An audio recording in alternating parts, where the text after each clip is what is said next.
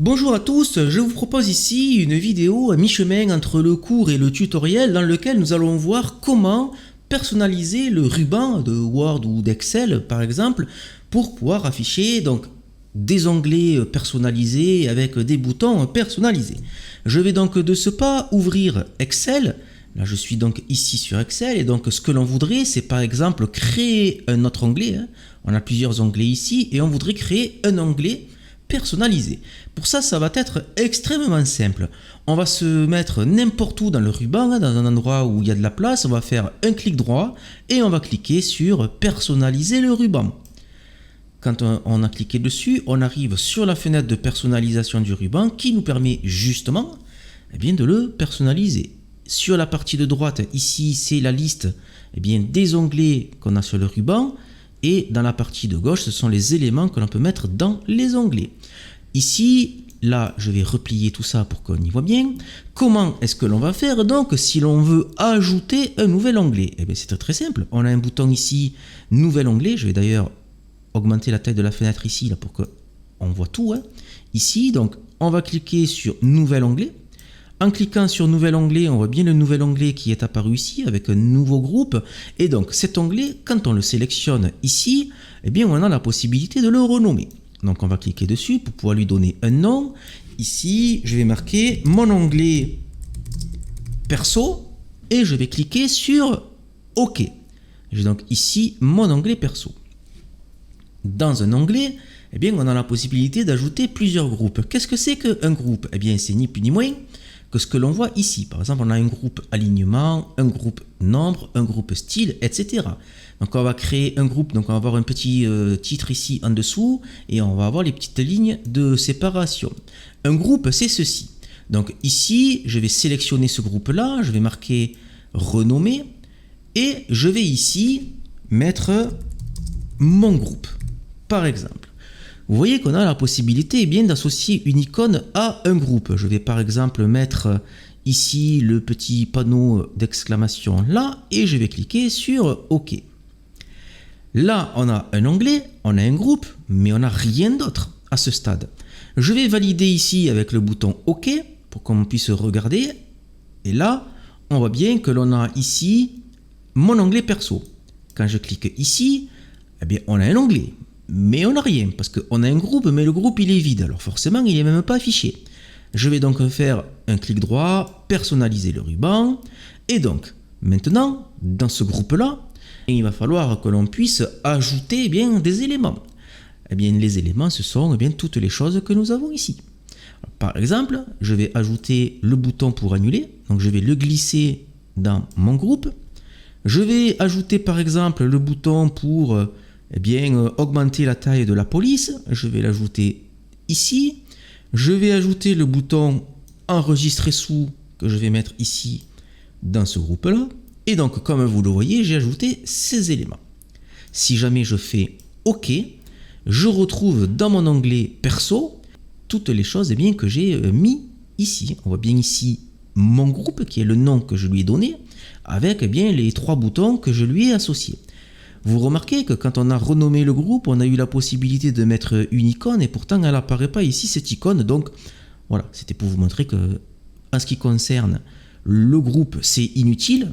Par contre, si je fais personnaliser le ruban ici et que je développe ici mon groupe, j'ai la possibilité ici, là, de renommer ceci.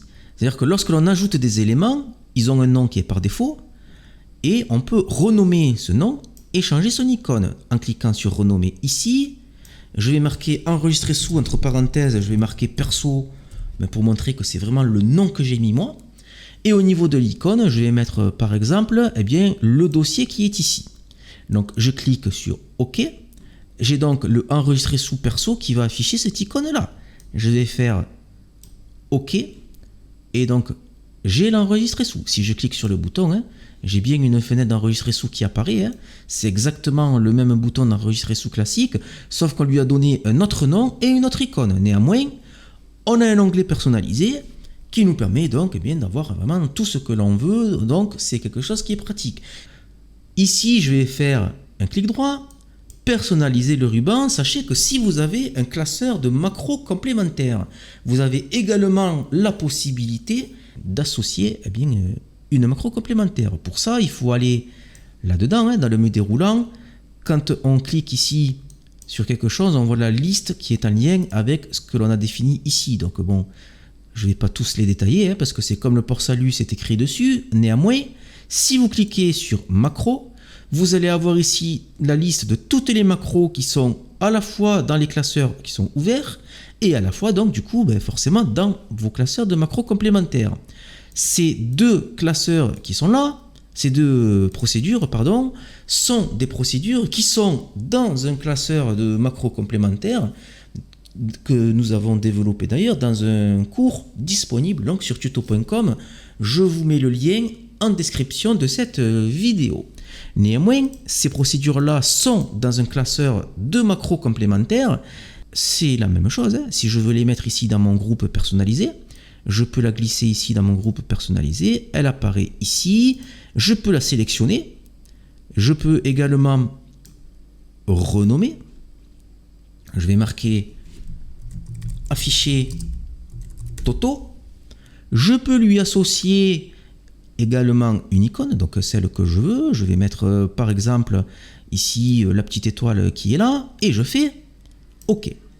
Donc je valide ici avec OK. J'ai donc ajouté ici un bouton afficher Toto. Lorsque je clique dessus, j'affiche donc un message donc qui affiche Toto, qui est ici une procédure donc qui est dans un classeur de macros complémentaires. Donc ici, la personnalisation du ruban, c'est quelque chose qui est extrêmement pratique. Nous avons la possibilité d'exécuter des procédures qui se trouvent dans un classeur de macros complémentaires. Nous avons également la possibilité d'afficher tout ce qui existe dans Excel. Tous les boutons qu'Excel de base nous propose, nous avons la possibilité ici de les réarranger.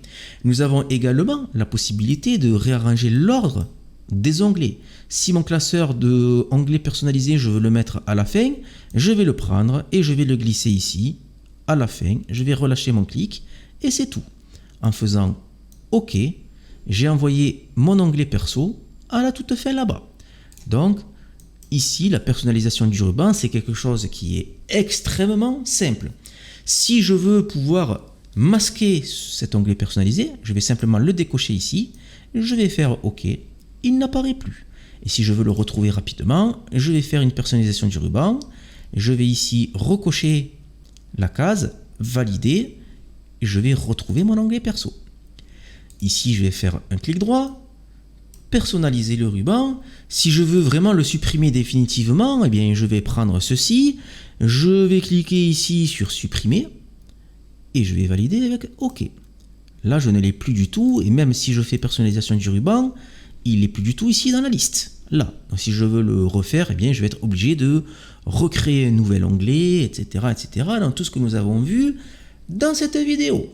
Et maintenant, je n'ai plus qu'à vous dire au revoir, merci de m'avoir suivi et à bientôt. Ciao!